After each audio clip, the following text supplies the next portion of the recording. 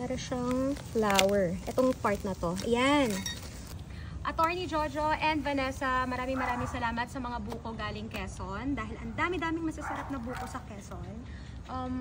Usually, di ba, hirap na hirap tayo magbukas ng buko. Naghahanap pa tayo ng itak para lang mainom mo yung juice ng buko. Pero meron akong isang na-discover. Kasi hindi naman lahat marunong magbukas ng buko na may itak. Maghahanap tayo ng juicy dito.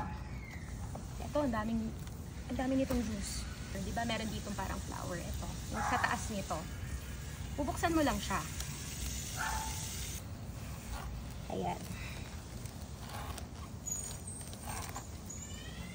Dito lang sa taas. Pwede nyo nabuksan. Ayan. Para siyang flower. Itong part na to. Ayan.